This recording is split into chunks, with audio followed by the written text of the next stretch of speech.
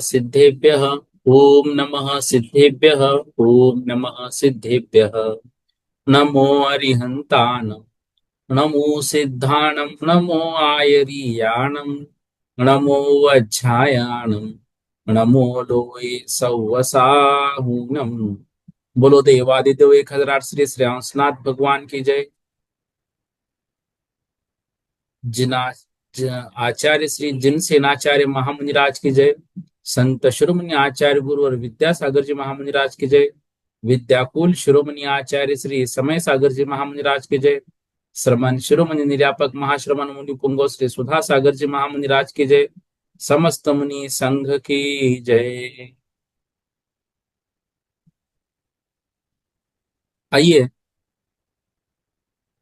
गोमटसार, जीवकांड, हरिवंश पुराण, जैन सिद्धांत प्रवेशिका और सुधा सागर भाग जिनवानी 4, ऐसे 4 विषयों पर इस वर्ष जो है हम सभी को अष्टम वर्ष का पेपर देना है। इसमें हरिवंश पुराण का रिवीजन विगत दिनों से हम कर रहे हैं। आज जो है सर्ग 48 हम प्रारंभ करते हैं। अथानंतर गौतम गंधर ने राजा श्रेनिक से कहा, हे श्रेनिक, अब मैं आगम के अनुसार क्रम से शंब और सुभानु कुमार की मनोहर उत्पत्ति का वर्णन करता हूं, उसे सुनो। राजा मधु का भाई कैठव, जिसका वर्णन पहले हो चुका है, अच्युत स्वर्ग में देव हुआ। जब उसकी स्वर्ग की आयु समाप्त होने लगी तब वह सत्यभामा के लिए पुत्र की इच्छा रखने वाले श्री कृष्ण के लिए एक सुंदर हार दे गया। सायंकाल के समय प्रद्युम्न की सहायता से जामवती ने सत्यभामा का रूप धारण कर श्री कृष्ण के साथ उपभोग किया और वह हार प्राप्त कर लिया। उसी समय कैठव का जीव स्वर्ग से च्युत होकर जामवंती के गर्भ में आ गया। गर्भ धारण कर जामवंती अपने घर चली गई। इसके बाद सत्यभामा भी श्री कृष्ण के पास पहुंची और उनके साथ रमन कर उसने भी स्वर्ग से च्युत किसी जीव को गर्भ में धारण कर लिया। इस प्रकार दोनों रानियों का गर्भ बढ़ने लगा। जिस प्रकार चंद्रमा के बढ़ने से समुद्र में हर्ष उत्पन्न होता है, उसी प्रकार उन दोनों रानियों के गर्भ के बढ़ने से माता पिता और कुटुंबियों को हर्ष होने लगा। 9 महीने पूर्ण होने पर रानी जामवंती ने शंब नामक पुत्र को जन्मा और रानी सत्यभामा ने सूर्य के समान तेजस्वी सुभानु नामक पुत्र को जन्म दिया। प्रद्युम्न और शंब के जन्म से रुक्मिणी और जामवंती अत्यंत प्रसन्न हुई तथा भानु और सुभानु के जन्म से सत्यभामा भी अत्यंत हर्षित हुई। श्री कृष्ण के अन्य रानियों से भी अनेक पुत्र उत्पन्न हुए, जो सत्य पराक्रम यश से युक्त होकर यादव के हृदय को आनंद देने वाले थे। सैकड़ों कुमारों से घिरा हुआ पराक्रमी शंब समस्त क्रीड़ाओं में सुभानु को परास्त कर देता था और उसे जीतकर क्रीड़ा करता रहता था। रुक्मिणी के भाई रुक्मी की वैदर्भी नाम की एक कन्या थी। रुक्मिणी ने उसे प्रद्युम्न के लिए मांगा, परंतु पूर्व वैर के कारण रुक्मी ने वह कन्या नहीं दी। यह सुनकर शंब और प्रद्युम्न दोनों भील का वेश धारण कर वहां गए, रुक्मी को पराजित किया और उस कन्या का हरण कर लाए। बाद में प्रद्युम्न ने उससे विवाह कर द्वारिका में उसके साथ सुखपूर्वक रहने लगा। शंब जुआ खेलने में अत्यंत कुशल था। एक दिन उसने जुए में सुभानु का सारा धन जीत लिया और सब लोगों में बांट दिया। एक बार पक्षियों की क्रीड़ा में और एक बार सुगंधि की पहचान के शास्त्रार्थ में उसने सुभानु को पराजित कर दिया। एक बार अग्नि में शुद्ध किए हुए दिव्य वस्त्र और अलंकार प्राप्त कर उसने कृष्ण की सभा में भी सुभानु को पराजित कर दिया। अपने पराक्रम से प्रसन्न होकर कृष्ण ने उसे वर मांगने को कहा। शंभ ने 1 महीने का राज्य मांगा और उस अवधि में अनेक विपरीत कार्य किए। इससे कृष्ण ने उसे बहुत डांटा। एक दिन शंभ ने कन्या का रूप धारण कर रथ में बैठकर सत्यभामा की गोद में प्रवेश किया। सत्यभामा ने समझा कि यह कन्या उसके सुपुत्र सुभानु के लिए लाई गई है, इसलिए उसका विवाह सुभानु से करा दिया। विवाह के बाद शंभ ने अपना वास्तविक रूप प्रकट कर दिया। उसने एक ही रात में 100 कन्याओं के साथ विवाह कर अपनी माता जामवंती को अत्यंत प्रसन्न किया। सत्यभामा आदि रानियों के अन्य पुत्रों ने भी अनेक कन्याओं से विवाह कर क्रीड़ा करना आरंभ कर दिया। एक दिन शंभ अपने पितामह वसुदेव के पास गया और उनसे कहा कि अपने पृथ्वी पर बहुत कष्ट उठाकर विद्याधरों की कन्याएं प्राप्त की, जबकि मैंने बिना किसी कष्ट के एक ही रात में 100 कन्याओं से विवाह कर लिया। यह सुनकर वसुदेव ने उत्तर दिया, हे वत्स, तू दूसरों के प्रेरण से चलने वाला और घर में रहने वाला है, इसलिए हम दोनों में बहुत अंतर है। मैं विद्याधरों के नगरों में विचरण करने वाला हूँ और तू द्वारिका की रूपी कूप का मेंढक है। वसुदेव ने कहा कि विद्याधरों के नगरों में जो कुछ मैंने देखा और अनुभव किया वह अत्यंत अद्भुत और दुर्लभ है। यह सुनकर शंभ ने उनसे विनयपूर्वक कहा कि वे अपना चरित्र सुनाए। तब वसुदेव ने आनंद भेरी बजवाकर समस्त यादवों को एकत्र किया। सभा में अपने जीवन का विस्तृत वर्णन किया। उन्होंने लोकालोक का वर्णन, हरिवंश की परंपरा, अपनी क्रीड़ाएं, शौर्यपूर्व से छल पूर्वक निकलना तथा प्रद्युम्न और शंभ की उत्पत्ति तक का दिव्य चरित्र सुनाया। वसुदेव के अंतपुर की विद्याधरी स्त्रियां यह कथा सुनकर अत्यंत प्रसन्न हुई। सभा में उपस्थित वृद्ध स्त्रियां, युवक, बालक, पांडव और द्वारिका के निवासी सब लोग यह चरित्र सुनकर अत्यंत आश्चर्यचकित हुए और वसुदेव की प्रशंसा करने लगे। सभा समाप्त होने पर सब लोग अपने अपने स्थानों को लौट गए। वसुदेव की अद्भुत कथा फिर से नगर में प्रसिद्ध हो गई और घर घर में सुनाई जाने लगी। इसके बाद गौतम गंधर ने राजा श्रेणी के लिए यदुवंश के अनेक कुमारों का नामोल्लेख किया। उन्होंने अग्रसेन, शांतनु, समुद्र विजय, अचल, धरन, पूरन, अभिचंद्र आदि राजाओं के अनेक पुत्रों के नाम बताए। इसके बाद उन्होंने वसुदेव के पुत्रों का वर्णन किया। विजया सेना से अक्रूर, कुरु, क्षामा से ज्वलन, अग्निवेग, गंधर्व से वायुवेग, अमित गति, महेंद्रवती, महेंद्रगिरी, पद्मावती से दारू आदि आदि सब पुत्रों के नाम इसमें दिए हुए हैं। और ये सब उन्होंने पढ़े। बलदेव और कृष्ण ने भी के भी अनेक पुत्र हुए जो शस्त्र अस्त्र शास्त्र में निपुण और युद्ध कला में प्रवीण थे। उन यशस्वी यादवों के पुत्र पौत्र और संबंधी हजारों संख्या में थे। कुल मिलाकर 3.5 करोड़ कुमार थे जो अत्यंत पराक्रमी और कामदेव के समान सुंदर थे और निरंतर क्रीड़ा में रत रहते थे। इन वीर कुमारों से युक्त द्वारावती नगरी उस समय अत्यंत शोभायमान हो रही थी। गौतम स्वामी ने अंत में कहा कि जो बुद्धिमान मनुष्य इस यदु कुमारों के चरित्र को श्रद्धा और एकाग्र चित्त से सुनते हैं, वे रोगों से मुक्त होकर युवावस्था को प्राप्त करते हैं, उनका जीवन मंगलमय होता है। इस प्रकार से ये नाम का उल्लेख जिसमें यदुवंश का ऐसा यह सर्ग यहाँ पर समाप्त होता है। आगे इसके उपरांत भगवान महावीर की दिव्य ध्वनि के अनुसार गौतम गंधर ने कहा, हे श्रेनिक, अब मैं कृष्ण की छोटी बहन का वृत्तांत कहता हूँ। कृष्ण की छोटी बहन जो यशोदा की पुत्री थी और जन्म के समय कृष्ण के बदले लाई गई थी, अत्यंत प्रसिद्ध चंद्रमा के समान निर्मल यश को धारण करने वाली और मनोहर गुणों से अलंकृत थी। समय के साथ उसने प्रथम यौवन की पूर्ण अवस्था प्राप्त की। उसके चरण कमल अत्यंत कोमल थे, जिनकी अंगुलियां पल्लों के समान थी, जिनके नख चंद्रमंडल के समान चमकते थे। उसकी जंघाएं दृढ़, गोल, रोम रहित तथा नितंबों का भार धारण करने में समर्थ थी। उसके उरु गोल उज्ज्वल थे, हाथी सुंड कदली कोमलता को लांघते अत्यंत शोभायमान प्रतीत हो रहे थे। उसकी चाल कलहंस के समान मनोहर थी। उसकी नाभि गहरी थी, रोममूली सूक्ष्म काली थी, त्रिवलिया शरीर की शोभा बढ़ाती थी। उसके वक्ष स्थल पर कठोर गोल स्तन थे, जिनकी उपमा सुवर्ण के 2 कलशों से दी गई। उसकी भुजाएं लताओं के समान थी, हथेलियां लाल कमल के कांति से युक्त थी, नख कुरुबुक पुष्प के समान लाल थे। उसका कंठ शंख के समान कोमल, अधर बिंब फल के समान लाल, कपोल उज्ज्वल, भव्य, कुटिल और नेत्र विशाल तथा सुंदर थे। उसके घुंघराले केश भ्रमरों की कांति को मात देते थे। वह 14 प्रकार के आभूषणों से अलंकृत रहती थी। अंगराग कोमल वस्त्र तथा मालाएं धारण करती थी। समस्त कलाओं से युक्त वह कन्या अपने रूप और गुणों से अन्य युवतियों को तिरस्कृत कर देती थी और यदुवंश के लोगों के लिए अत्यंत गौरव का कारण थी। कुछ समय बाद बलदेव के पुत्र उससे मिलने आए। जाते समय उन्होंने अपने अल्हड़ स्वभाव से उसे चिमटी नाक वाली कहा कहकर चिढ़ाया। यह सुनकर दर्पण में अपना मुख देखा और अपनी चिमटी नाक देखकर लज्जित हो गई। इसका कारण इस कारण संसार से वैराग्य हो गया। वह नगर में रहने वाली आरिकाओं की प्रधान गणी की सुव्रता के पास गई। उनके साथ व्रतधर नामक मुनिराज के पास पहुंची। मुनिराज को प्रणाम कर उनसे पूछा, हे भगवान, मैंने पूर्व जन्म में कौन सा पाप किया था जिससे मुझे यह विकृत रूप प्राप्त हुआ। तब अवधि ज्ञान से युक्त मुनिराज ने कहा, हे पुत्री, पूर्व जन्म में तू सुराष्ट्र देश में एक सुंदर पुरुष था। विषयों में आसक्त होकर तूने अपने मन और इंद्रियों को संयमित नहीं रखा। एक बार एक मुनि अत्यंत कठोर तप कर रहे थे, तूने अपनी गाड़ी उन पर चला दी जिससे उनकी नाक पिचक गई। मुनिराज ने धैर्य धारण किया, इसलिए उनके मन में क्रोध नहीं उत्पन्न हुआ। उनके जीव का घात नहीं हुआ, इसलिए तुझे नरक गति नहीं मिली। परंतु शरीर का आघात होने से इस जन्म में तेरा मुख विकृत हो गया। जिनेन्द्र भगवान ने कहा है कि जो जीव किसी का अवयव नष्ट करता है वह अनेक भावों में उसी प्रकार के दुख का अनुभव करता है। इसलिए जो अपने और दूसरों का हित चाहते हो सदा हिंसा और पाप से दूर रहना चाहिए, क्योंकि कर्म का फल अवश्य मिलता है।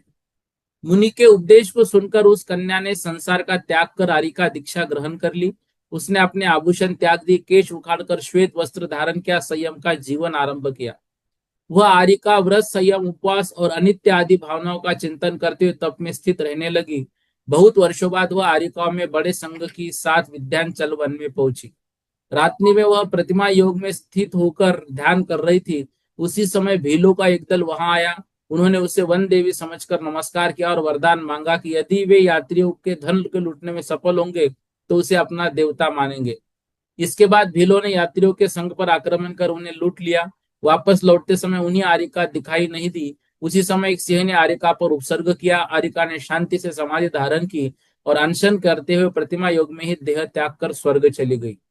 सिंह के आक्रमण से उसका शरीर नष्ट हो गया था, पर हाथ की 3 अंगुलियां वहां रह गई। भीलों ने उन अंगुलियों को ही देवी मानकर वहां स्थापित कर दिया। भैंस आदि पशुओं की बलि देना प्रारंभ कर दिया। वहां रक्त और मांस की दुर्गंध फैल गई। वह स्थान अत्यंत विकृत हो गया। यद्यपि आरिका महान तपस्विनी थी और उत्तम गति को प्राप्त हो चुकी थी, फिर भी मूर्ख लोग उसे रक्त मांस की बलि देने वाली देवी मानने लगे। गौतम स्वामी ने कहा कि वास्तव में कोई देवता पशुओं का रक्त पीने वाला नहीं होता। ऐसे भ्रम अज्ञान से उत्पन्न होते हैं। किसी के दोष बढ़ा चढ़ाकर कहना, असत्य दोष का लगाना पाप का कारण है। लोगों को समझना चाहिए कि सच्चा धर्म अहिंसा, संयम, दया का मार्ग है, जबकि हिंसा और बलि अधर्म है जो नरक गति का कारण बनता है। जो लोग जिनेन्द्र भगवान की प्रतिमा की श्रद्धा से पूजा करते हैं उन्हें उनके पुण्य के अनुसार इच्छित फल प्राप्त होते हैं। परंतु कुमार्ग में चलना, दूसरों को प्रेरित करना या अनुचित देना, तीनों ही पाप कर्मों के कारण हैं और दुर्गति को ओर ले जाते हैं। इस प्रकार शुभ मार्ग में स्वयं चलना, दूसरों को प्रेरित करना और अनुमति देना, तीनों ही पुण्य कर्मों का कारण है और सुगति प्रदान करते हैं। देव मूर्ता, शास्त्र मूर्ता, गुरु मूर्ता, ये 3 प्रकार की अज्ञानताएं संसार के जीवों को सत्य और असत्य का विवेक करने से रोकती है। इसलिए मनुष्य को विवेक पूर्वक विचार कर सच्चे देव, सच्चे शास्त्र और सच्चे गुरु का आश्रय लेना चाहिए। सम्यक दर्शन की शुद्धि से ही व्रत, गुण, संयम, तप निर्मल बनते हैं। इसलिए मनुष्य को जन्म, बुढ़ापा और मृत्यु से मुक्त करने वाले सम्यक दर्शन की आराधना करनी चाहिए। इस प्रकार दुर्गा की उत्पत्ति और उनके जीवन के विषय में यह अधिकार यहाँ पर पूर्ण होता है। अब यहाँ पर इसके उपरांत एक व्यापारी अपना खरीदा हुआ माल बेचने के लिए अनेक अमूल्य मणि लेकर मगधराज जरासंध के पास पहुंचा। उन मणियों को देखकर जरासंध ने उससे पूछा कि ये मणि कहाँ से लाए हो। व्यापारी ने उत्तर दिया कि ये मणि द्वारिकापुरी से आए हैं, जहाँ अत्यंत पराक्रमी राजा कृष्ण निवास करते हैं। उसने बताया कि जब यादवों के स्वामी समुद्र विजय और रानी शिवा देवी का तीर्थंकर नेमिनाथ का जन्म हुआ था, तब 15 महीनों तक देवताओं ने रत्नों की वर्षा की थी। उन्हीं रत्नों में से ये मणि लाया गया है। व्यापारी और मंत्रियों से यादव का यह महामत्य सुनकर जरासंध के नेत्र क्रोध से लाल हो गए। यह सुनकर राजा श्रेनिक ने श्रुत ज्ञान रूपी नेत्रों वाले गौतम गंधर्व से पूछा, जब जरासंध ने समस्त लोक में प्रसिद्ध और अनेक युद्धों में पराक्रम सिद्ध कर चुके कृष्ण का नाम सुना, तब उसने क्या किया। गौतम गंधर्व ने उत्तर दिया कि यादवों का समाचार सुनकर जरासंध संधि से विमुख हो गया। और मंत्रियों के साथ विचार करने लगा। उसने मंत्रियों से कहा कि समुद्र की तरंगों की भांति बढ़ते हुए ये शत्रु अब तक उपेक्षित कैसे रहे। राजा के गुप्तचर उसके नेत्र होते हैं, फिर वे स्वामी को धोखा क्यों देते रहे। जरासंध ने कहा, यदि शत्रु उत्पन्न होते ही नष्ट नहीं किए जाते तो वे रोगों के समान बढ़कर दुख देते हैं। यादवों ने मेरे जमाई कंस और भाई अपराजित को मारकर समुद्र के मध्य द्वारिका में आश्रय लिया है। वे समुद्र में अवश्य है, पर उपाय से उन्हें मछलियों की तरह पकड़ा जा सकता है। मंत्रियों ने उसे समझाया कि यादवों के कुल में नेमिनाथ तीर्थंकर, बलदेव और कृष्ण जैसे महापुरुष उत्पन्न हुए हैं। इनका पराक्रम इतना महान है कि देवताओं के लिए भी उन्हें जीतना कठिन है। नेमिनाथ का जन्म देवों द्वारा पूजित हुआ और इंद्रों ने सुमेरु पर्वत पर उनका अभिषेक किया है। बलदेव और कृष्ण की सामर्थ्य अनेक युद्धों में प्रकट हो चुकी है। पांडव तथा अनेक विद्याधर भी उनके पक्ष में हैं और उनके पास 3.5 करोड़ कुमारों की सेना है।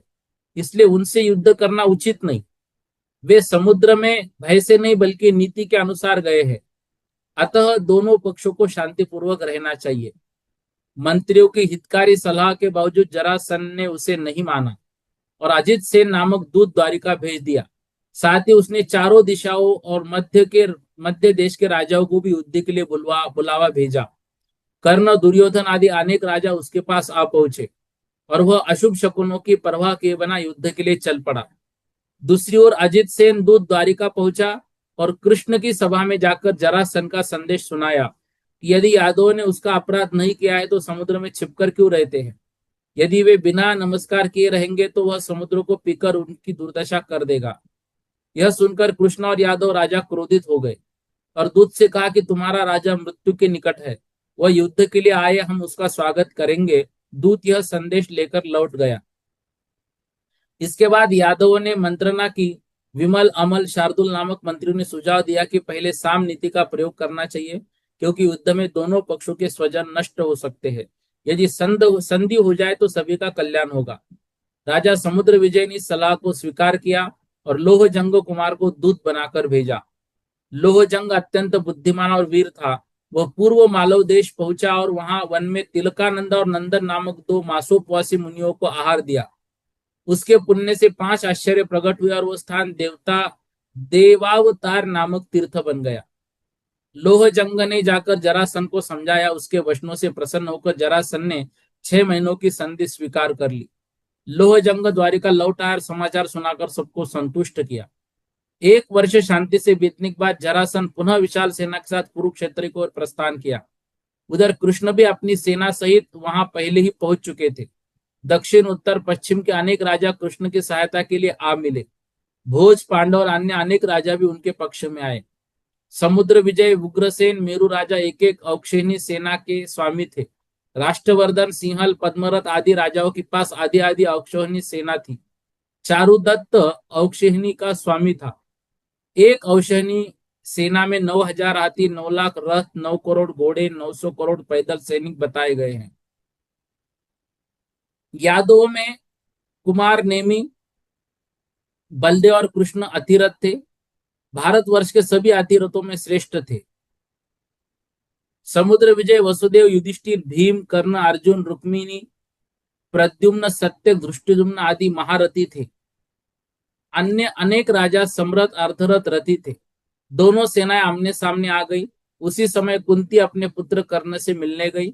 उसने कर्ण को बताया कि वो उसका पुत्र है और जन्म के बाद लोकलाज से उसने उसे त्याग दिया था। कर्ण ने सत्य स्वीकार किया, परंतु जरासंध के उपकारों को याद कर उसने कहा कि युद्ध के समय स्वामी का साथ छोड़ना उचित नहीं। वह भाइयों से युद्ध नहीं करेगा, केवल अन्य योद्धाओं से लड़ेगा। इसके बाद युद्ध की तैयारी आरंभ हुई। जरासंध की सेना ने चक्रव्यूह की रचना की। उस चक्रव्यूह में 1,000 आरे थे। प्रत्येक आरे में 1,000 राजा, 100 हाथी, 2,000 रथ, 5,000 घोड़े, 16,000 पैदल सैनिक थे। कर्ण सहित 5,000 राजा उस व्यूह में स्थित थे। स्वयं जरासंध मध्य में खड़ा था। इसके प्रत्युत्तर में वसुदेव ने चक्रव्यूह को भेदने के लिए गरुड़ व्यूह बनाया। 50 लाख यादव कुमार उसके मुख भाग में खड़े हो गए। उसके मस्तक पर बलदेव कृष्ण स्थित हुए। अक्रूर, सारन, विजय, जय, पद्म, सुमुख, दुर्मुख, दृढ़ मुष्टि आदि वीर अनेक रथों की रक्षा के लिए पीछे रहे। भोज राजा गरुड़ के पृष्ठभाग में समुद्र विजय दाहिने पंख पर स्थित हुए। पांडव और बलदेव के पुत्र बाएं पंख पर खड़े हुए। उनके साथ अनेक राजाओं की विशाल सेनाएं थी। इस प्रकार वसुदेव द्वारा रचित गरुड़ व्यूह जरासंध के चक्रव्यूह को भेजने के लिए तैयार हो गया। गौतम स्वामी कहते हैं कि दोनों पक्षों में अत्यंत दुर्गम चक्रव्यूह और गरुड़ व्यूह की रचना की, परंतु जिनेन्द्र भगवान के मार्ग में संचित धर्म के प्रभाव से अंततः युद्ध में एक ही पक्ष का नायक विजयी होगा। ये सर्ग बहुत अच्छे से आप याद कर लेना, पढ़ लेना इसको बहुत बढ़िया तरीके से। इसके उपरांत उसी समय वसुदेव का हित चाहने वाले अनेक विद्याधर राजा एकत्र होकर समुद्र विजय के पास आ पहुंचे। उनमें वसुदेव और श्वशुर, अश्विवेग, हरिग्रीव, वराह, सिंहदृष्ट, महापुरुषार्थी, विद्युत मानसवेग, विद्युत पिंगल, गांधार, नार सिंह आदि प्रमुख थे। आर्य तथा मातंग जाति के अनेक विद्याधर राजा भी श्री कृष्ण की सहायता के लिए आए और वसुदेव को आगे करके समुद्र विजय से जा मिले। समुद्र विजय आदि ने उनका यथोचित सम्मान किया, हर्षपूर्वक कहा कि अब हम लोग कृतार्थ हो गए। तब विद्याधर ने बताया कि इस युद्ध के कारण वसुदेव के विरोधी विद्याधर भी अत्यंत उद्विग्न हो उठे हैं। वे जरासंध की सहायता के लिए आने वाले हैं। यह सुनकर यादव ने परस्पर विचार किया। उन विरोधी विद्याधरों को शांत करने के लिए प्रद्युम्न, शंभ तथा अनेक पुत्रों के साथ वसुदेव को उन्हीं विद्याधरों के साथ विचार पर्वत की ओर भेज दिया। वसुदेव ने भगवान नेमिनाथ, कृष्ण, बलदेव का आलिंगन किया। कुछ पुत्रों, पौत्रों और तथा विद्याधरों के साथ शीघ्र विचार की ओर प्रस्थान किया। उसी समय कुबेर द्वारा प्रदान किए गए दिव्य अस्त्रों से युक्त सिंह विद्या दिव्य रथ पर बलदेव आरूढ़ हुए। गरुड़ चिन्ह वाली पताका से सुशोभित कृष्ण गरुड़ विद्या के रथ पर आरूढ़ हुए, जो विविध दिव्य अस्त्र शस्त्रों से पूर्ण था। भगवान नेमिनाथ इंद्र द्वारा भेजे गए मातली सारथे से युक्त दिव्य रथ पर आरूढ़ हुए। समुद्र विजय आदि अनेक राजाओं ने वानर ध्वज से युक्त वसुदेव के पराक्रमी पुत्र अनावृष्टि को सेनापति बनाकर उसका अभिषेक किया। उधर जरासंध ने भी हर्षपूर्वक महाबलवान हिरण्यनाभ को सेनापति नियुक्त किया। इसके बाद दोनों पक्षों की सेनाओं में युद्ध की तैयारी होने लगी। भेरी और शंखों की ध्वनि से आकाश गूंज उठा और दोनों ओर की चतुरंग सेनाएं युद्ध के लिए आमने सामने आ खड़ी हुई। क्रोध से भौएं टेढ़ी किए हुए राजा एक दूसरे को ललकारते हुए युद्ध करने लगे। हाथी हाथियों से, घोड़े घोड़ों से, रथ रथों से, पैदल सैनिकों से भिड़ गए। धनुष की प्रत्यंचाओं के शब्द, रथों की गर्जना, हाथों की चिंगाड़ और योद्धाओं के सिंहनाद से दशों दिशाएं गूंज उठी। जब शत्रु सेना अत्यंत प्रबल दिखाई दी, अपनी सेना को क्षति पहुंचाने लगी, तब नेमिनाथ, अर्जुन और सेनापति अनावृष्टि ने कृष्ण की इच्छा जानकर स्वयं युद्ध में प्रविष्ट होने का निश्चय किया और चक्रव्यूह को भेजने के लिए आगे बढ़े। भगवान नेमिनाथ ने इंद्रपद शाक नामक शंख बजाया। अर्जुन ने देवदत्त और सेनापति अनावृष्टि के बलाहक नामक शंख फूका। इन शंखों की गूंज सुनकर अपनी सेना में उत्साह और शत्रु में सेना में भय फैल गया। इसके बाद अनावृष्टि ने चक्रव्यूह का मध्य भाग, नेमिनाथ ने दक्षिण भाग और अर्जुन ने पश्चिम उत्तर भाग भेज दिया। अनावृष्टि का सामना हिरण्यनाभ से, नेमिनाथ का रुक्मी से और अर्जुन का दुर्योधन ने किया। इसके बाद भीषण युद्ध प्रारंभ हुआ। आकाश में नारद अप्सराओं के साथ खड़े होकर पुष्प वर्षा करते हुए हर्ष से नृत्य कर रहे थे। भगवान नेमिनाथ ने रुक्मी पर बाणों की वर्षा कर उसे रथ से नीचे गिरा दिया। अनेक शत्रु राजाओं को तितर बितर कर दिया। इस प्रकार समुद्र विजय और उनके भाइयों और पुत्रों ने भी युद्ध में अनेक शत्रुओं का संहार किया। बलदेव और कृष्ण ने के पुत्रों ने भी पर्वतों पर वर्षा करने वाले मेघों के समान बाणों की वर्षा करते हुए शत्रु सेना में प्रचंड पराक्रम दिखाया। पांडव और धृतराष्ट्र के पुत्रों भी बीच भयंकर युद्ध हुआ। युधिष्ठिर शल्य से, भीम दुशासन से, सहदेव शकुनी से और नकुल उल्लूक से युद्ध कर रहे थे। इसके बाद अर्जुन और दुर्योधन आमने सामने हुए। दोनों के बीच अत्यंत भयंकर युद्ध हुआ। पांडवों ने धृतराष्ट्र के अनेक पुत्रों का वध कर दिया और कई को युद्ध से अयोग्य बना दिया। उधर कर्ण ने भी कृष्ण के पक्ष के अनेक योद्धाओं को अपने तीव्र बाणों से मार डाला। इसी बीच दोनों सेनाओं के सेनापति अनावृष्टि, हिरण्यनाभ बीच भीषण युद्ध होने लगा। हिरण्यनाभ ने अनावृष्टि के 790 बाणों से 27 बार घायल किया। अनावृष्टि ने भी 1000 बाणों से उसे 100 बार घायल कर दिया। हिरण्यनाभ ने अनावृष्टि की ध्वजा काट दी, परंतु अनावृष्टि ने तुरंत उसके धनुष, छत्र और सारथी को नष्ट कर दिया। तब हिरण्यनाभ ने दूसरा धनुष लेकर बाणों की वर्षा आरंभ की। अनावृष्टि ने परिघ फेंककर उसका रथ गिरा दिया। अब दोनों योद्धा तलवार और ढाल लेकर रथ से उतरकर आमने सामने हो गए। भीषण कड़क युद्ध करने लगे। अंत में अनावृष्टि ने अपनी तलवार से हिरण्यनाभ की भुजाएं काट दी, उसकी छाती भी विदर्भ की और वह प्राणहीन होकर पृथ्वी पर गिर पड़ा। सेनापति के मारे जाने पर उसकी सेना भयभीत होकर भागती हुई जरासंध की शरण में चली गई। उधर सैनिकों द्वारा प्रशंसित अनावृष्टि संतुष्ट होकर रथ पर चढ़कर बलदेव और कृष्ण के पास पहुंचा। बलदेव और कृष्ण ने चक्रव्यूह को भेदने वाले महापराक्रमी नेमिनाथ अर्जुन और अनावृष्टि का आलिंगन किया। सूर्यास्त होने पर जरासंध की सेना विषाद भरकर अपने शिविरों में लौट गई। इधर नेमिनाथ की कृपा से उत्साहित यादव सेना शत्रु के नाश से अत्यंत प्रसन्न होकर अपने शिविरों में लौट आई। अब ये युद्ध का वर्णन जो है ये आप पढ़ लेना। इसके उपरांत दूसरे दिन जब सूर्य के प्रकाश से पृथ्वी का मध्य भाग प्रकाशित हो गया, तब जरासंध और कृष्ण दोनों अपनी अपनी सेनाओं के साथ युद्ध के लिए निकल पड़े। पहले की भांति दोनों पक्षों की सेनाओं ने व्यूह रचना की और अनेक राजा अपने अपने स्थान पर स्थित होकर युद्ध के लिए तैयार हो गए। युद्ध भूमि में रथ पर स्थित जरासंध ने यादवों की सेना को देखकर अपने मंत्री हंसक से कहा, हे हंसक, मुझे यादवों के प्रमुख वीरों के नाम और चिन्ह बताओ ताकि मैं उन्हें पहचान सकूं। अन्य लोगों को मारने से क्या लाभ। तब हंसक ने यादवों के वीरों का परिचय देते हुए कहा, जो फेन के समान श्वेत घोड़ों से जुता और गरुड़ ध्वजा से सुशोभित रथ है, वो सूर्य के रथ के समान तेजस्वी श्री कृष्ण का है। जो तोते के समान हरे घोड़ों से युक्त बैल की ध्वजा से शोभित है, वह शूरवीर अरिष्ट नेमि का रथ है। कृष्ण के दाहिने ओर जो ताल ध्वजा वाला रथ है, वो बलदेव का है। कृष्ण के घोड़ों और वानर ध्वजा से युक्त विशाल रथ है, वो सेनापति का है, कृष्ण वर्ण। इसके बाद उसने युधिष्ठिर, अर्जुन, भीम, समुद्र विजय, अक्रूर, सत्यक, महानेमी, भोज, जरत कुमार, सिंहल, मुर्राज, पद्मरस, सारुण, मेरुदत्त, विदुरथ आदि अनेक वीरों के रथों और ध्वजाओं का वर्णन किया। उसने कहा कि यादवों के रथ अनेक रंगों के घोड़ों से युक्त है, उनकी संख्या सैकड़ों हजारों में है। यह सुनकर जरासंध ने अपने सारथी से कहा, मेरा रथ तुरंत यादवों की रथ की ओर ले चलो। रथ आगे बढ़ते उसने बाणों की वर्षा करके यादव सेना को आच्छादित कर दिया। उसके पुत्र भी क्रोध से भरकर युद्ध में उतर पड़े। जरासंध का सबसे बड़ा पुत्र काल यवन मलय नामक हाथी पर सवार होकर अत्यंत उग्र युद्ध करने लगा। उसके साथ ये बहुत सारे राजा भी युद्ध करने लगे। युद्ध भूमि में गिरते हुए मनुष्य, हाथी, घोड़े और रथों से चारों ओर भयंकर दृश्य उपस्थित हो गया। वसुदेव के पुत्रों ने काल यवन को घेर लिया और उसके साथ भयंकर युद्ध हुआ। काल यवन ने चक्र और नाराज बाणों से अनेक कुमारों के सिर काट डाले, जिससे रक्त से भीगी हुई पृथ्वी कमलों से सजी हुई प्रतीत होने लगी। यह देखकर कुमार सारन क्रोधित हो उठा और एक ही तलवार के प्रहार से काल यवन का वध कर दिया। इसके बाद जरासंध के अन्य पुत्र युद्ध के लिए आगे बढ़े, परंतु कृष्ण ने अर्धचंद्र बाणों से उनके सिर काटकर उन्हें भी मृत्यु को प्राप्त करा दिया। अब स्वयं जरासंध क्रोध से धनुष तानकर रथ सहित कृष्ण के सामने आ गया। दोनों पराक्रमी वीर एक दूसरे को अपमानित करते भयंकर युद्ध करने लगे। जरासंध ने पहले अग्नि के समान प्रज्वलित नागास्त्र छोड़ा। कृष्ण ने तुरंत गारुडास्त्र चलाकर उसे नष्ट कर दिया।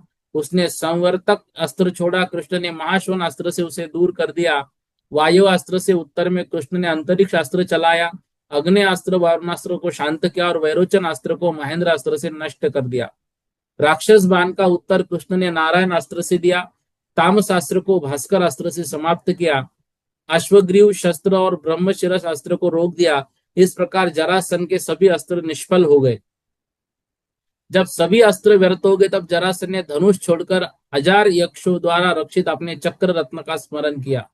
स्मरण करते सूर्य के समान तेजस्वी चक्र रत्न उसके हाथ में आ गया।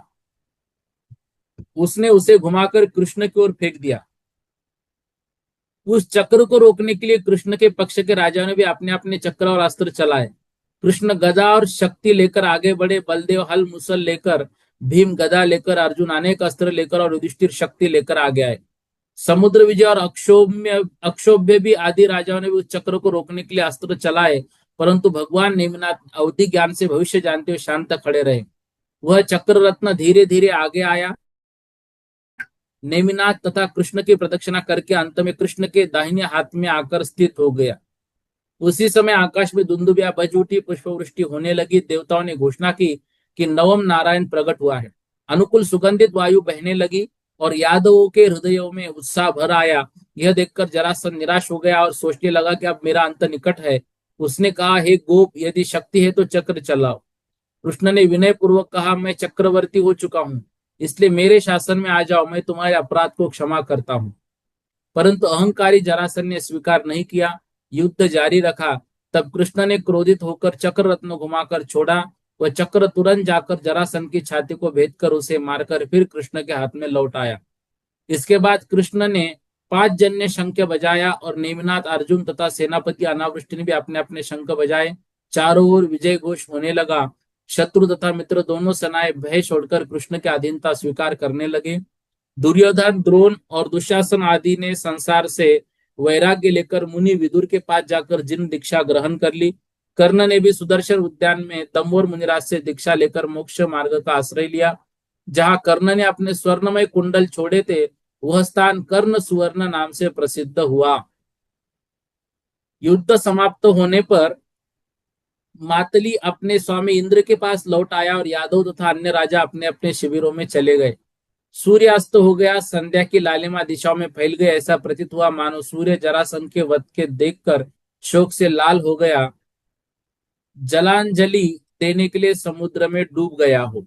गौतम स्वामी कहते, संसार में शुभ कर्मों का उदय होता है। मनुष्य महान संपदा प्राप्त कर कर जब पुण्य क्षीण होता है तब विपत्ति आती है। इसलिए हे भक्तजनों, जिन मत में स्थित होकर निर्मल तप का आचरण करो और मोक्ष प्राप्ति का कारण बनो। इसके उपरांत दूसरे दिन जब सूर्य उदित होकर अपने महातेज से दिशाओं को प्रकाशित करने लगा, तब इधर यादवों की सेना में वीरों के घावों का उपचार किया गया, उधर जरासंध तथा अन्य मृत राजाओं का अंतिम संस्कार किया गया। एक दिन समुद्र विजय आदि राजा सभा मंडप में कृष्ण के साथ बैठे हुए थे। वसुदेव के आगमन की प्रतीक्षा कर रहे थे। वे आपस में चर्चा कर रहे थे कि वसुदेव को पुत्रों और पौत्रों सहित विचार पर्वत पर गए बहुत समय हो गया, परंतु आज तक उनकी कुशलता का समाचार क्यों नहीं आया। इस प्रकार परस्पर वार्तालाप करते हुए स्नेह से भरे हृदय वाले और बालक तथा वृद्धों सहित बैठे हुए राजा चिंतित थे। उसी समय आकाश में बिजली के समान चमकती हुई अनेक विद्याधरिया वेगवती नाग कुमारी के साथ वहां आ पहुंचे। उन्होंने आशीर्वाद देते हुए कहा, आप लोगों को गुरुजनों के द्वारा दिए गए आशीर्वाद आज सफल हो गए। इधर पुत्र कृष्ण ने जरासंध का नाश कर दिया, उधर पिता वसुदेव ने विद्याधरों को परास्त कर दिया। उन्होंने बताया, वसुदेव पुत्रों और पौत्रों से कुशल पूर्वक है और उन्होंने अपने ज्येष्ठ जनों के चरणों में प्रणाम तथा पुत्रों को प्रति आलिंगन संदेश भेजा है। यह सुनकर अत्यंत प्रसन्न हुए राजाओं ने नाग कुमारी से पूछा, वसुदेव ने विद्याधरों से किस प्रकार जीता। तब नाग कुमारी ने कहा कि वसुदेव ने विजयार्थ पर्वत पर पहुंचकर अपने श्वशुर और साले आदि विद्याधरों से मिलकर जरासंध की सहायता के लिए आने वाले विद्याधरों को रोक लिया। जब दोनों पक्ष की सेनाओं का सामना हुआ तब घोर युद्ध आरंभ हुआ और लोगों को प्रलय की आशंका होने लगी। हाथी, घोड़े, रथ और पैदल सैनिकों के बीच भयंकर युद्ध होने लगे। वसुदेव, उनके पुत्र प्रद्युम्न, शंबा और उनके पक्ष के अनेक विद्याधर और वीर शस्त्रों की ज्वालाओं के समान शत्रुओं का संहार करने लगे। इसी समय देवताओं ने आकाश से घोषणा की कि वसुदेव का पुत्र कृशम नवम नारायण हो गया और उसने अपने पुत्र शत्रु जरासंध को उसके चक्र से मार डाला है। देवताओं ने चंद्रमा की किरणों के समान रत्नों की वर्षा वसुदेव के रथ पर की। यह सुनकर शत्रु पक्ष के विद्याधीर भयभीत हो गए। वसुदेव की शरण में आकर अपनी कन्याएं प्रद्युम्न, शंब और अन्य कुमारों को प्रदान कर दी। नाग कुमारी ने कहा कि हम वसुदेव की प्रेरणा से समाचार देने के लिए आए हैं। अनेक विद्याधर राजा उपहार लेकर वसुदेव के साथ यहाँ आ रहे हैं। इतना कहती आकाश विद्याधरों के विमानों से भर गया। वे विमान से उतरकर बलदेव और कृष्ण को नमस्कार करने लगे और अनेक प्रकार के उपहार अर्पित किए। बलदेव और कृष्ण ने भी पिता वसुदेव को नमस्कार किया और वसुदेव ने दोनों का आलिंगन कर उनकी प्रशंसा की। वसुदेव ने समुद्र विजय आदि गुरुजनों को प्रणाम किया और प्रद्युम्न आदि ने भी सभी बंधु बांधवों को यथोचित नमस्कार किया। इसके बाद जिनके सभी मनोरथ पूर्ण हो चुके थे, ऐसे बलदेव कृष्ण समस्त सेना के साथ पश्चिम दिशा की ओर चले। जहां जरासंध के वध से यादवों में आनंद नृत्य किया था, वह स्थान आनंदपुर के नाम से प्रसिद्ध हो गया। वह अनेक जैन मंदिर बन गए। इसके बाद कृष्ण ने चक्र रत्न की पूजा करके देव, असुर, मनुष्यों से दक्षिण भरत क्षेत्र को जीत लिया। 8 वर्षों तक उन्होंने सभी विजित राजाओं को अधीन करके अपने साम्राज्य का विस्तार किया। इसके बाद वे कोटिक शिला नामक पवित्र स्थान पर गए। यह वही शिला है जहां अनेक करोड़ मुनिराज सिद्ध पद को प्राप्त हुए। कृष्ण ने उस शिला की पूजा की और अपनी भुजाओं से उसे 4 अंगुल ऊपर उठाया वह शिला 1 योजन लंबी, 1 योजन चौड़ी और 1 योजन ऊंची थी तथा देवताओं के द्वारा सुरक्षित थी। पूर्व काल में त्रिपृष्ठ नारायण ने उसे अपनी भुजाओं तक, त्रिद्विपुष्ट ने मस्तक तक, स्वयंभू ने कंठ तक, पुरुषोत्तम ने वक्ष स्थल तक, नृसिंह ने हृदय तक, पुंडरिक ने कमर तक, दत्तक ने जांघों तक, लक्ष्मण ने घुटनों तक और नवम नारायण कृष्ण ने उसे 4 अंगुलों पर उठा लिया। इससे सबको ज्ञात हो गया कि श्री कृष्ण महान बलशाली है। इसके बाद कृष्ण अपने बंधुओं सहित द्वारिका लौट आए। वहां वृद्ध जनों के आशीर्वाद के साथ उन्होंने द्वारिका में प्रवेश किया, जो सुंदर गोपुर और स्वर्ग के समान भव्य भवनों से युक्त थी। उनके साथ आए भूमि गोचरी और विद्याधर राजाओं को महलों में ठहराया गया और भोग्य पदार्थ प्रदान किए गए। तत्पश्चात सभी राजाओं ने बलदेव और कृष्ण का अर्ध भरत क्षेत्र के स्वामी के रूप में राज्याभिषेक किया। कृष्ण ने जरासंध के दूसरे पुत्र सहदेव को राजगृह का राजा बनाकर मगध देश का चौथाई भाग उसे दे दिया। उग्रसेन के पुत्र मथुरा महानेमी को शोकपुर, पांडवों को हस्तिनापुर, रुधिर के नाती रोपक नाम को कौशल देश प्रदान किया। इस प्रकार कृष्ण ने सभी राजाओं को उनके योग्य स्थानों पर स्थापित किया। इसके बाद पांडवों आदि राजा अपने अपने स्थानों को चले गए। यादव लोग द्वारिका में देवताओं के समान सुखपूर्वक रहने लगे। कृष्ण के 7 दिव्य रत्न थे: सुदर्शन चक्र, शारंग धनुष, सोनदंड खड़ग, कौमुदी गदा, अमुक शक्ति, 5 जन्य शंख, कौस्तुभी मणि। ये सभी देवताओं द्वारा पूजित और दिव्य तेज से युक्त थे। बलदेव के 5 दिव्य रत्न थे: अपराजित, हल, गदा, मूसल, शक्ति, दिव्यमाला। ये सभी देवताओं द्वारा पूजित थे। 16,000 प्रमुख राजा और 8,000 देव उनके सेवक थे। 16,000 सुंदर स्त्रियां कृष्ण की सेवा करती थी और 8,000 स्त्रियां बलदेव की सेवा करती थी। गौतम स्वामी कहते, जिन धर्म का पालन करने वाले समस्त पृथ्वी के अधिपति यादव लोग द्वारिका में हेमंत, शिशिर, वसंत, ग्रीष्म, वर्षा और शरद ऋतु के अनुरूप स्थानों में रहते विविध भागों का आनंद लेते रहे। इस प्रकार हरिवंश पुराण का यह 53वां सर्ग यहाँ पर समाप्त होता है। देखिए, द्रौपदी हरण और पुनः उद्धार, दक्षिण मथुरा की स्थापना। इसके उपरांत राजा श्रेनिक ने पुनः पांडवों की स्थिति के विषय में प्रश्न किया। तब संदेह रूपी अंधकार को नष्ट करने वाले सूर्य के समान गौतम गंधर्व इस प्रकार कहने लगे। जब पांडव हस्तिनापुर में विधि पूर्वक रहने लगे, तब कुरु देश की प्रजा अपने पूर्व स्वामियों को प्राप्त कर अत्यंत प्रसन्न हुई। पांडवों के सुखदायक न्यायपूर्ण राज्य के आरंभ होने पर देश के सभी वर्ण और आश्रमों के लोग धृतराष्ट्र के पुत्र दुर्योधन आदि को पूर्णतः भूल गए। एक दिन स्वभाव से कलहप्रिय और सर्वत्र निर्बाध विचरण करने वाले नारद पांडवों के घर आए। पांडवों ने उनका अत्यंत आदर किया, परंतु जब द्रौपदी के भवन में पहुंचे तब द्रौपदी आभूषण धारण करने में व्यस्त थी, इसलिए वह जान ही न सकी कि नारद कब आए और कब चले गए। द्रौपदी के इस व्यवहार से नारद क्रोध से जल उठे, जैसे तेल मिलने से अग्नि प्रज्वलित हो जाती है। उन्होंने निश्चय किया कि द्रौपदी को दुख पहुंचाना चाहिए। इसी विचार से पूर्व धात की खंड के भरत क्षेत्र की ओर आकाश मार्ग से चले गए। वे अंग देश की अमरकंकापुरी पहुंचे और वहां स्त्रियों के प्रति आसक्त और शोभायुक्त राजा पद्मनाभ को देखा। राजा ने नारद का स्वागत किया, अपना अंतपुर दिखाया और पूछा कि क्या आपने कहीं और ऐसी सुंदर स्त्रियां देखी है। नारद ने इस अवसर को अनुकूल समझकर द्रौपदी को अद्वितीय सौंदर्य का ऐसा वर्णन किया कि राजा पद्मनाभ उसके प्रति अत्यंत आकृष्ट हो गया। उन्होंने द्रौपदी के निवास स्थान और उसके भवन का पता भी दिया, वहां से चले गए। द्रौपदी को प्राप्त करने की इच्छा से पद्मनाभ कठोर तप करके पाताल लोक में रहने लगा और संगमक नामक देव की आराधना की। आराधना से प्रसन्न होकर वो देव रात्रि में सोती हुई द्रौपदी को उठाकर पद्मनाभ की नगरी में ले आया और उसे राजभवन उद्यान में छोड़ दिया। राजा पद्मनाभ ने वहां जाकर द्रौपदी को देखा। द्रौपदी अपनी शैया से जाग तो गई थी, परंतु स्वप्न ऐसा समझकर बार बार आंखें बंद कर रही थी।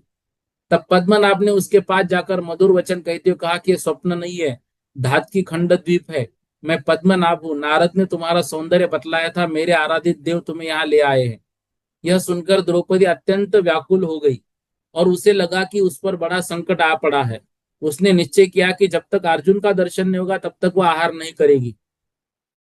उसने अपने केशों को वेणी में बांध लिया और संयम पूर्वक रहने लगी। द्रौपदी ने राजा पद्मनाभ से कहा कि बलदेव और कृष्ण मेरे भाई है, अर्जुन मेरे पति युधिष्ठिर और भीम महान वीर है, सहदेव नकुल भी अत्यंत पराक्रमी है। उनके रथ जल और स्थल में किसी के द्वारा रोके नहीं जा सकते। इसलिए यदि तू अपने और अपने बंधु का कल्याण चाहते तो मुझे तुरंत वापस भेज दे। परंतु पद्मनाभ ने यह बात नहीं मानी। तब द्रौपदी ने कहा कि यदि 1 मास के भीतर मेरे स्वजन यहाँ नहीं आते हैं, तब तुम्हारी इच्छा के अनुसार जो उचित हो वह करना। पद्मनाभ ने शर्त स्वीकार कर ली, अपनी स्त्रियों के साथ उसे प्रसन्न रखने का प्रयास करने लगा। द्रौपदी भय छोड़कर अपने पति की प्रतीक्षा करते हुए निरंतर रोती रही, आहार विहार त्याग कर तप के समान जीवन बिताने लगी। उधर जब द्रौपदी अचानक लुप्त हो गई, तब पांडवों को अत्यंत व्याकुल हुए। उन्होंने श्री कृष्ण को समाचार दिया। कृष्ण ने यह सुनकर समस्त भरत क्षेत्र में खोज करवाई, परंतु उसका कहीं पता नहीं चला। एक दिन कृष्ण सभा में बैठे थे, तभी नारद वहां आए। उन्होंने बताया कि द्रौपदी धातकी खंड द्वीप में अमर कंकापुरी में पद्मनाभ के घर है। उसका शरीर अत्यंत दुर्बल हो गया, निरंतर रोती रहती है और वहां की स्त्रियां उसकी सेवा करती है। यह समाचार सुनकर कृष्ण अत्यंत प्रसन्न हुए। द्रौपदी को लाने के लिए तुरंत प्रस्थान किया। वे पांडवों के साथ दक्षिण समुद्र के तट पर पहुंचे और समुद्र के अधिष्ठाता देव की आराधना की। देव ने कृष्ण और 5 पांडवों को 6 रथों में बिठाकर समुद्र पार करा दिया। वे अमर कंकापुरी के उद्यान में ठहरे। जब पद्मनाभ को यह समाचार मिला, तो उसकी सेना युद्ध के लिए निकली, परंतु पांडवों ने उसे पराजित कर दिया। पद्मनाभ नगर में जाकर द्वार बंद कर बैठ गया। जब कृष्ण ने अपने पैरों के प्रहार से नगर का द्वार तोड़ दिया, उनके प्रहार वज्र के समान थे। नगर की प्राचीर, गोपुर, महल टूटने लगे, हाथी घोड़े भागने लगे, नगर में हाहाकार मच गया।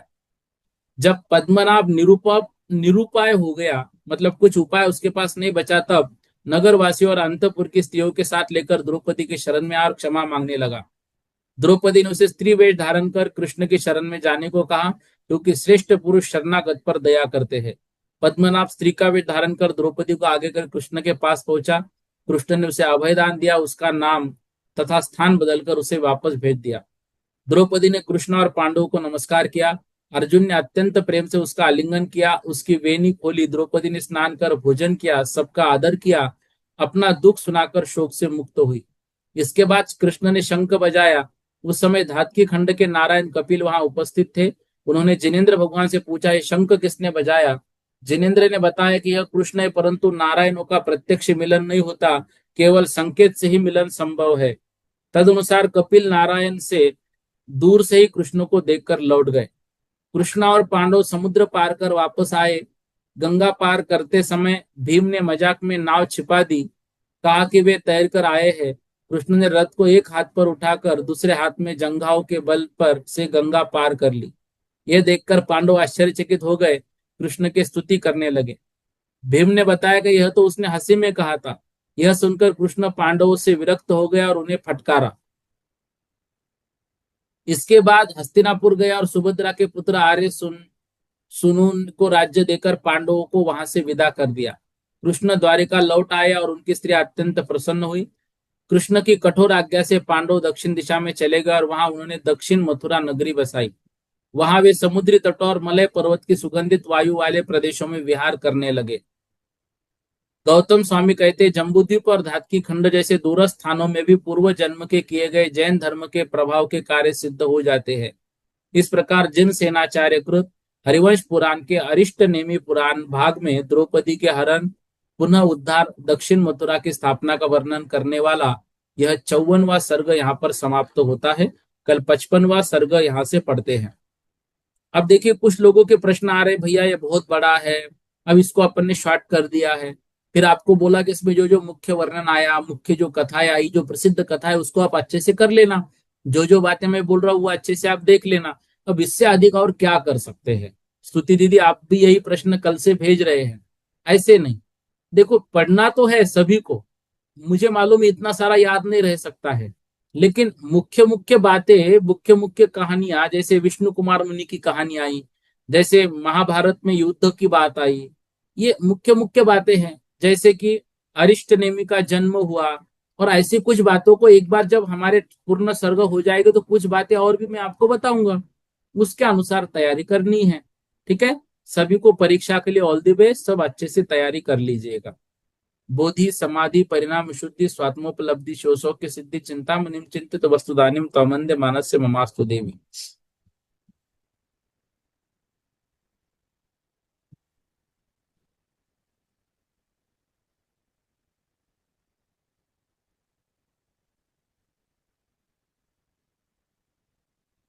बोलो द्वादशांग निमानी माता की जय, सिद्धांत शास्त्र की जय, सभी प्रतिमाधारी को सादर मना, सभी को सादर जय जिनेन्द्र।